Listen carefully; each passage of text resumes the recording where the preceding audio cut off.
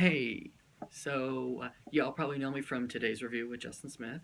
And while I'll try and make episodes of that when I can, I also want to make sure that we can continue the conversations we have on that show, but more befitting to both your and my schedules.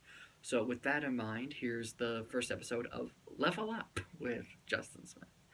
For a quick recap, at a campaign rally in Pennsylvania, the president, who I from now on will refer to as David Dennison, which is the name given to him in his unsigned hush agreement with porn star Stormy Daniels, called NBC's Chuck Todd sleepy eyes, called California Representative Maxine Waters a very low IQ individual, and that he'd love to beat Oprah, he knows her weakness, claims he has the support of 52% of American women. He actually has 52% of white women's vote in 2016, making the claim both inaccurate and outdated. Uh, he also referenced the fake media, you know, those people with the cameras documenting his every move. And according to the New York Post, people camped out to go to this rally and were even turned away at the door due to overcrowding. Not because they were suspiciously tan. We really should be concerned that so many people are just as hyped to hear the president tear down respected members of DC and the media as they are a Star Wars movie. Now, when it comes to the hype man in chief, there are some things I tell myself uh, that while I know them not to be true, at least soften the blow to make me feel better. And because this bit is called Level Up, uh, what better analogy to make for this situation than one from a video game? Today's analogy is thanks to Metal Gear Solid 3 Snake Eater.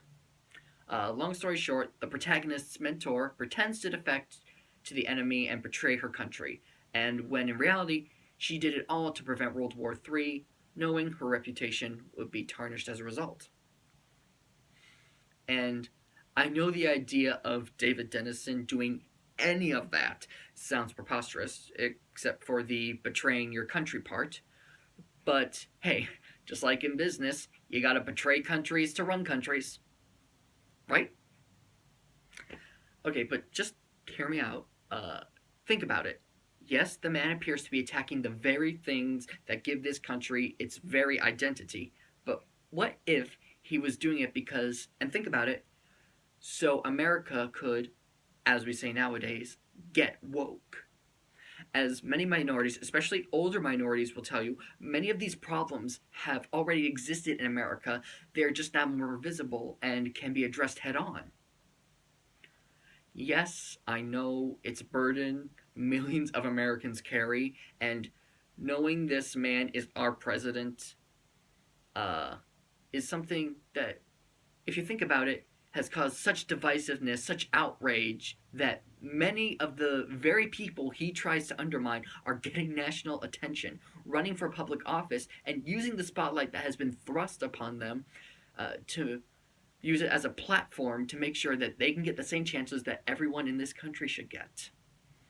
And to end this piece on a hopeful note, I'd like to remind you that, and everyone else, that Tomb Raider is hitting theaters this Friday, and if you're not excited, you should be, because it's slated to be the best video game movie ever.